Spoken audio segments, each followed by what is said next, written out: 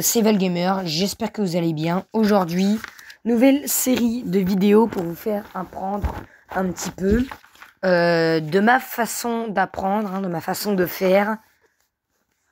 Par exemple, imaginez, vous êtes au collège, vous faites de l'histoire géo, on vous dit, on vous donne un coloriage pour enfants de 8 ans, et on vous donne de l'ordinateur, et on vous donne des jeux de société à faire. Est-ce que vous allez vraiment faire ça en histoire? Je ne pense pas. Donc, je suis là pour vous expliquer comment se passe l'histoire en général dans la vie. Donc là, du coup, on est au programme de 4e. Alors, au programme de 4e, nous allons apprendre dans ce chapitre la bourgeoisie, le commerce, la traite et l'esclavage au 19e siècle. La question phare de ce chapitre, c'est comment le commerce, la traite et l'esclavage enrichissent-ils l'Europe au 19e siècle? Au cycle 4e, j'étudie les grandes... ce que on va découvrir, nous. L'océan Atlantique devient au 19e siècle le cœur d'un commerce international intense, marqué par le développement de la traite et de l'esclavage. Donc, on va apprendre l'esclavage, les recherches et tout. Et petite anecdote, si vous le savez, dites-le moi en commentaire. Au 19e siècle, les ports les plus actifs pour le commerce des esclaves se trouvent en Allemagne, Liverpool notamment. Suivent les ports français, Nantes par exemple, et ceux des provinces unies, donc à Amsterdam. On commence par ce premier épisode de ce premier chapitre où on va devoir se repérer sur une frise, on va dire ça comme ça, une frise que je vais essayer de mettre en screen dans l'onglet communauté de ma chaîne YouTube. Bourgeoisie, commerce, traite et esclavage au 19e siècle. Vous devez d'abord peut-être savoir un petit peu le vocabulaire qui apparaîtront dans ce mini exercice. On a colonie, qui veut dire que c'est un territoire conquis, dominé et exploité par un État étranger, la métropole par exemple. Commerce triangulaire, commerce d'esclavage qui s'effectue entre 3 régions, l'Europe, l'Afrique et les Amériques. Le Code noir, ensemble d'articles écrits en 1685 pour organiser la vie des esclaves dans les plantations. Le comptoir, établissement de commerce et escale maritime. La route commerciale, route terrestre ou maritime empruntée par les marchands. Et la traite négrière, commerce de femmes et d'hommes africains capturés puis vendus à des propriétaires esclavagistes. Alors, vous aurez également une carte, vous aurez une petite frise et une grande frise.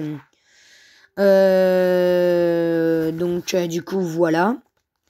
Je libère un peu l'espace, vous aurez une petite frise, une grande frise et la carte de l'exercice.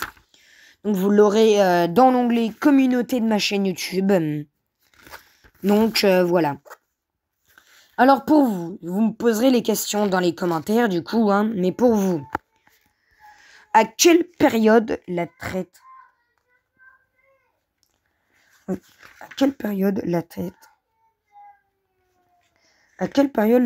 négrière atlantique a-t-elle été la plus importante? Je vous laisserai répondre dans les commentaires.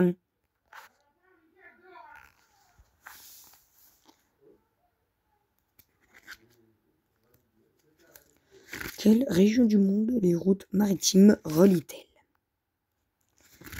Quel pays européen se partage le continent américain?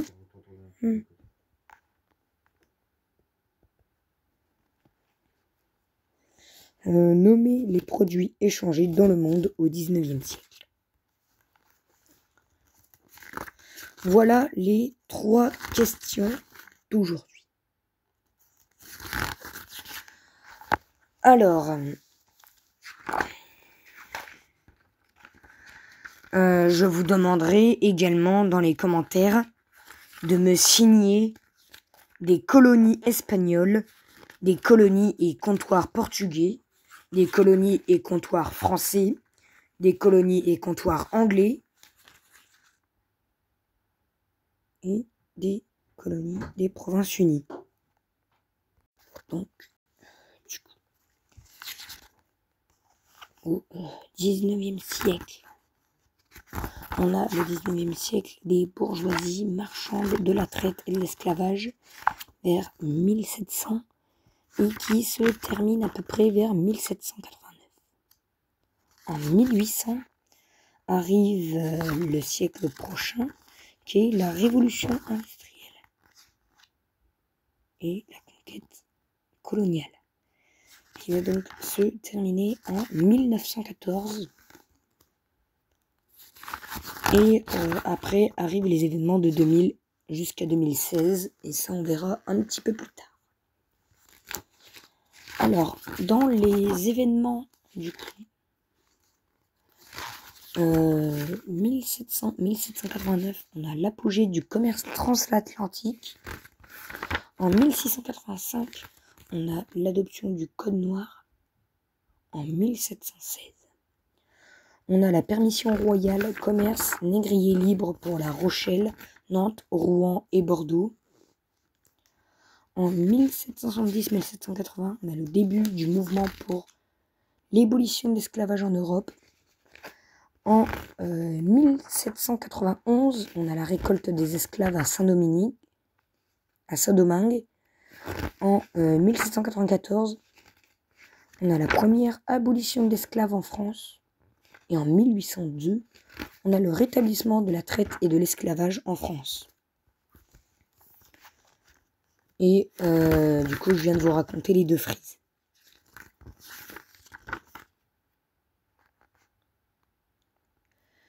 Alors, citez-moi aussi dans les commentaires de la vidéo quels territoires sont non exploités par les Européens à ce stade et quels étaient les territoires indépendants.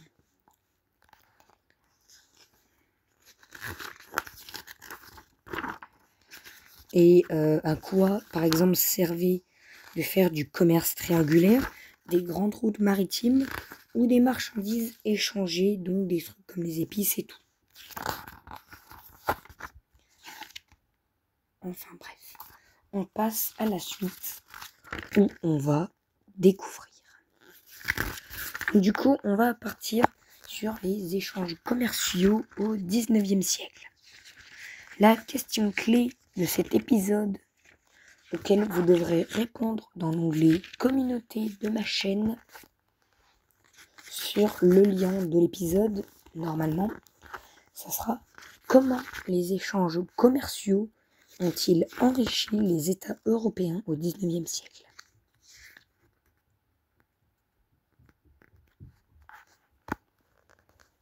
Alors comme vous voyez pas non du coup, j'ai une magnifique image qui nous explique les entrepôts de la Compagnie des Indes à Pondichéry.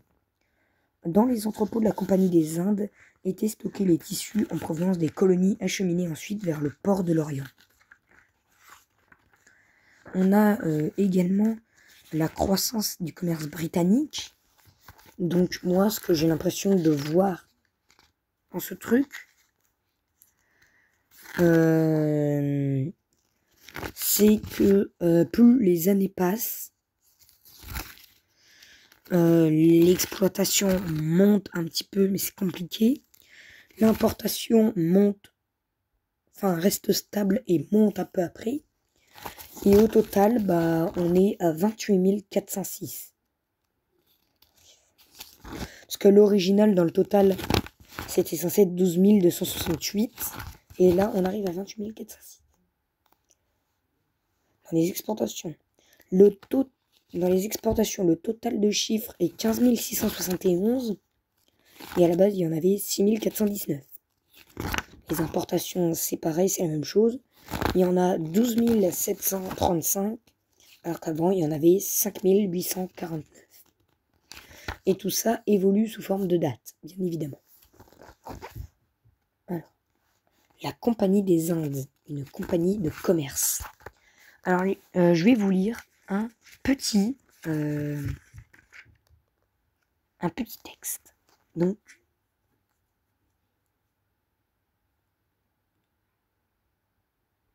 c'est parti. La Compagnie des Indes a le monopole du commerce français avec l'Afrique et l'océan Indien. La Compagnie des Indes orientales doit se procurer les épices, drogues, donc thé et café, et autres choses que nos provinces ne produisent pas, dont nous ne pouvons nous passer. Cette compagnie a formé des établissements solides dans plusieurs parties du monde. Elle y fait respecter le nom du roi et redouter sa puissance. Elle a une marine florissante, aussi utile à la France que préjudiciable à vos voisins. Donc voilà le petit texte de Nicolas Dutot sur les réflexions politiques sur le commerce et les finances, qui a été créé en 1738.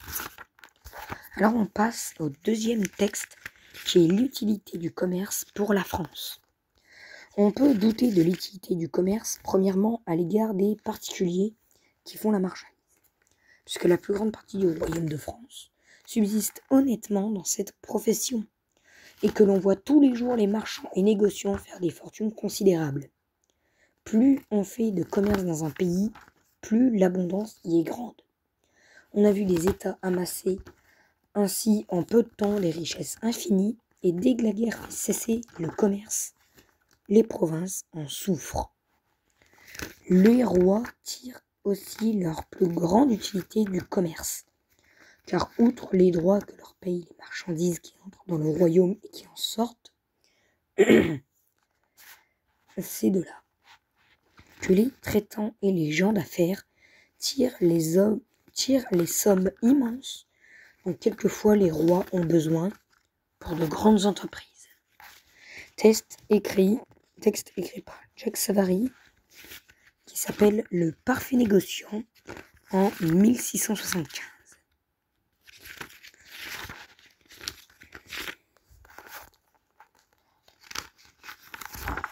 Alors, il y a déjà un truc qui doit sûrement vous attiser la curiosité. C'est quand ça dit « Car outre les droits que leur payent les marchandises qui entrent dans le royaume ou en ressortent », ça veut dire que c'est des taxes sur les produits achetés ou vendus à l'extérieur du royaume. Et le 2, c'est de là que les traitants et les gens d'affaires tirent les sommes immenses dont quelquefois les rois ont besoin pour de grandes entreprises. Donc le mot numéro 2, à savoir, c'est le mot traitant. Qu'est-ce que c'est un traitant? C'est un banquier, c'est des banquiers qui ont signé un traité avec le roi et lui prêtent de l'argent. Et du coup, les gens d'affaires qui tirent les sommes immenses dont quelquefois les rois ont besoin pour de grandes entreprises. Qu'est-ce que c'est qu'une entreprise? C'est une action. Et c'est tout. Alors, dans le vocabulaire, s'il y a des mots que vous n'êtes pas trop censé comprendre dans les différents textes que je vous ai lus, c'est compagnie de commerce. Association de commerçants, certaines deviennent très riches et puissantes, comme les compagnies des Indes spécialisées dans le commerce, appelées à l'époque négoces, spécialisées dans le commerce colonial. Donc du coup, le 5, c'est encore une autre image qui est nommée « Le grand commerce suscite de nouveaux types de consommation ». Sur ce tableau, un domestique verse du chocolat dans des tasses. Il est issu des fèves de cacao ramenées d'Amérique. C'est un tableau qui s'appelle La tasse de chocolat et il est issu... il a été créé par Nicolas Lancret vers 1742. Il fait 88,9 sur 97,8 cm. Les détails ont été faits par National Gallery et exposé à Londres. Donc c'est parti, je vais vous poser des questions pour vous aider à répondre à la question clé de cet épisode-ci.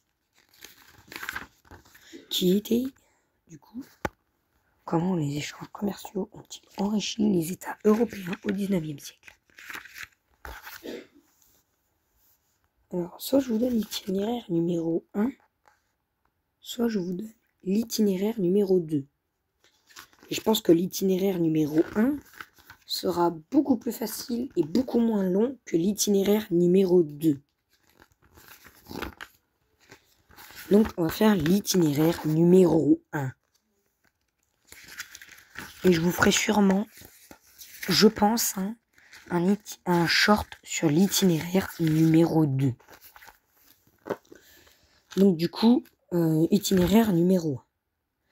Le but, c'est de savoir extraire des informations sur des documents. Donc, première question, c'est sur le graphique des exportations et des importations. Comment évolue le commerce britannique au XIXe siècle? Je vous enverrai également la photo de ce truc dans l'onglet Communauté. Pour le document 1 et 3. Le document 1, c'était les entrepôts de la Compagnie des Indes à Pondichéry, donc la première image qui nous explique dans les entrepôts de la Compagnie des Indes qui étaient stockés les tissus en provenance des colonies acheminées vers le port de l'Orient. Et le document numéro 3, qui est un texte sur la Compagnie des Indes, une compagnie de commerce. Je vais vous le relire une deuxième fois. La Compagnie des Indes a le monopole du commerce français avec l'Afrique et l'océan Indien. La Compagnie des Indes orientales doit se procurer les épices, drogues, thé et café et autres choses que nos provinces ne produisent pas, dont nous ne pouvons nous passer. Cette compagnie a formé des établissements solides dans plusieurs parties du monde. Elle y fait respecter le nom du roi et redouter sa puissance. Elle a une marine florissante, aussi utile à la France que préjudiciable à ses voisins. La question ci-dessous est quel est le rôle de la Compagnie des Indes? Et le document 3 et 4, qui sont les deux textes que je vous ai lus. Donc le texte 3, je vous l'ai lu une deuxième fois juste avant. Je vais vous relire encore une fois le texte numéro 4. Et après, je vous poserai la question. Texte 4, c'était l'utilité du commerce pour la France. Alors, on peut donner l'utilité du commerce premièrement à l'égard des particuliers qui font la marchandise, puisque la plus grande partie du royaume de France subsiste honnêtement dans cette profession et que l'on voit tous les jours les marchands et négociants faire des fortunes considérables. Plus on fait de commerce dans un pays, plus l'abondance est grande. On a vu des États amasser ainsi en peu de temps des richesses infinies et dès que la guerre fait cesser le commerce, les provinces en souffrent. Les rois tirent aussi leur plus grande utilité du commerce, car outre les droits que leur payent les marchandises qui entrent dans le royaume et qui en sortent, c'est de là que les traitants et les gens d'affaires tirent les sommes immenses dont quelquefois les rois ont besoin pour de grandes entreprises. La question est celle-ci. Pourquoi le commerce est-il profitable à la France? Quatrième question. Et l'avant-dernière. Sur le texte numéro 3, le texte numéro 4 et la dernière image, donc l'image numéro 5. Sur la tasse de chocolat.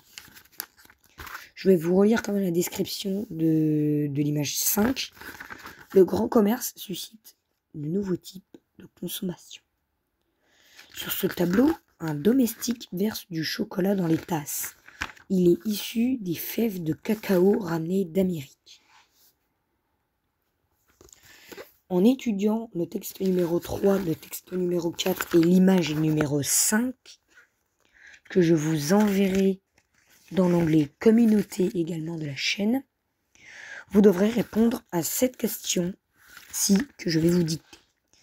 Pourquoi les activités commerciales européennes ont-elles influencé les modes de vie des élites? Et j'argumente à l'écrit dans les commentaires ou dans l'onglet communauté. Non, je rigole, dans les commentaires. Question numéro 5. Faites une liste dans les commentaires des éléments permettant de répondre à la question clé qui est: comment les échanges commerciaux ont-ils enrichi les États européens au XIXe siècle?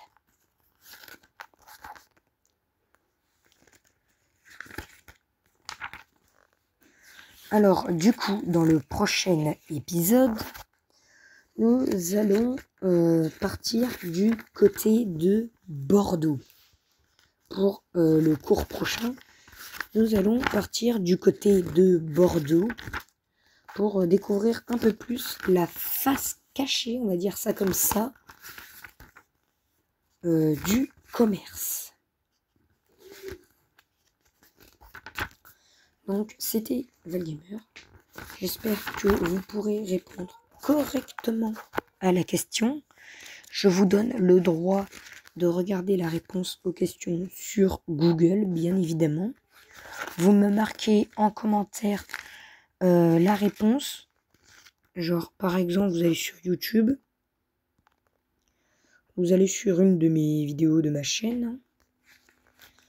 Par exemple, je vais en prendre une au pif, voilà, dans les shorts. Voilà, hein, vous prenez... allez, une au hasard. Vous prenez celle-là, par exemple. Vous marquez en commentaire pour un épisode. Vous mettez un petit tiret comme ça. Et vous mettez un 1. Comme ça, je sais que c'est la question numéro 1. Et après, vous mettez votre réponse, gna gna gna gna gna gna.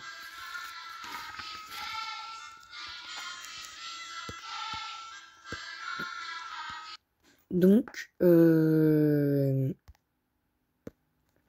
pense qu'on va se laisser là pour ce premier épisode avec vous pour apprendre comment ça se passe l'histoire géo en 4e.